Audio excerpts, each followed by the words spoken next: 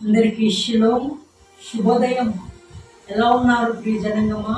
బాగున్నారా? మీరు బాగున్నారనే మీకోసం ప్రార్థన చేస్తున్నాను. ఈ ఉదయం సమాధానకరమైన ఆశీర్వాదం ఫిబ్రవరి రాసిన పత్రిక 13వ అధ్యాయము 6వ లేఖనం. కాబట్టి ప్రభువు నాకు సహాయుడు, నేను భయపడను. నరపుత్రుడు నాకేమి చేయగలరు అని మంచి ధైర్యంతో చెప్పగలవారమై ఉన్నాము. నిజమే కదా, మన సహాయకుడు ప్రభువే. లోకంలో మనం సహాయం చేసేవారు ఎంతమంది లేకపోవచ్చు, కానీ నీ పక్షమున నా పక్షమున యుద్ధం చేయగల దేవుడు సృష్టికర్త అయిన యేసుక్రీస్తు ప్రభువు. ఏ శత్రువు సమూహం వచ్చినా నువ్వు ధైర్యంగా నిలబడతావు. ఎందుకు తెలుసా? నీలో ఉన్నవాడు లోకంలో ఉన్నవాడు కంటే గొప్పవాడు కాబట్టి గొప్పవాడిని నువ్వు గుర్తించాలి. మేము ధైర్యంగా చెప్పగలుగుతున్నామని మాట్లాడుతున్నారు. చిన్నంగా నరపుత్రుడు నేను చేయగలుగుతాను. పరిశుద్ధాత్మ దేవుడు నీలో ఉంటే ఏ నరపుత్రుడు నిన్నేం చేయలేవు, ఏ శత్రువు ఏ క్రియలు నిన్నేం చేయలేవు. ఎందుకు తెలుసా? నువ్వు నమ్ముకున్న దేవుడు, నువ్వు ఆశ్రయిస్తున్న దేవుడు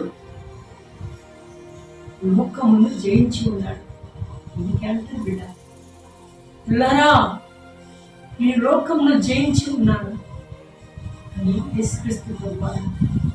అవును బిడ్డ, మరణాన్ని విరిచి, మరణపు ముళ్ళని విరిచి మృత్యుంజయుడే లేచాడు. మనకు కూడా మరణం ఒకవేళ శరీరానుసారంగా చనిపోతే ఆత్మానుసారంగా ప్రభు పాదాల దగ్గర అనగా పరలోకంలో మనం ఉంటాం. నిన్ను అన్నాయస్తుడిగా వదిలిపెట్టలే, నిన్ను ఒంటరిగా వదిలిపెట్టలే. ఎందుకు తెలుసా? నువ్వంటే దేవుడికి ఇష్టం. అందుకే మేము ధైర్యంగా చెప్పగలుగుతున్నాం, నేను నమ్ముకున్న దేవుడు నా సహాయకుడు.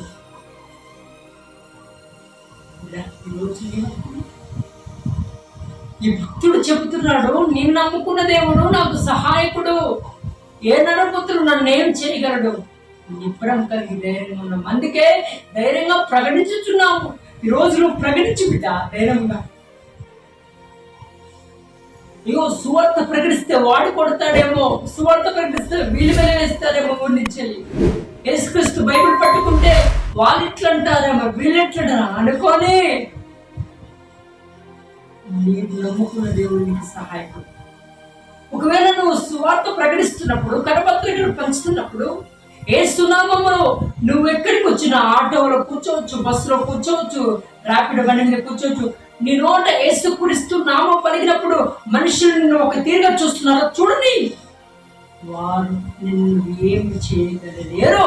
ఎందుకంటే నీ సహాయకుడు నీ హృదయంలోనే ఉన్నాడు, నీ గుండె గుడిలోనే ఉన్నాడు. ఆయనే ఆ పరిశుద్ధాత్మ దేవుడు నీ గుండె గుడిలో ఉంటే నువ్వెందుకు ధైర్యం కోల్పోతున్నావు? ఆ పరిశుద్ధాత్మ దేవుడు నీ హృదయంలో దాగి ఉంటే ఎందుకు నువ్వు అధైర్యపడుతున్నావు? అబ్బో, పరిశుద్ధాత్మ దేవుడు నీ హృదయంలో ఉంటే ఎందుకు నిరసించిపోతున్నావు? ఆ పరిశుద్ధాత్మ దేవుడు నీ హృదయంలో ఉంటే ఎందుకు నువ్వు దుఃఖకాతులు అవుతున్నావు? లే, ధైర్యం తెచ్చుకో. నీ సహాయకుడు నీ గుండెలో ఉన్నాడు, ఎక్కడ లేడు, నీ గుండె గుడిలో. జీసస్ నీ గుండె గుడిలో ఉన్నాడు. నేను ప్రకటిస్తున్న యేసుక్రీస్తు ప్రభువు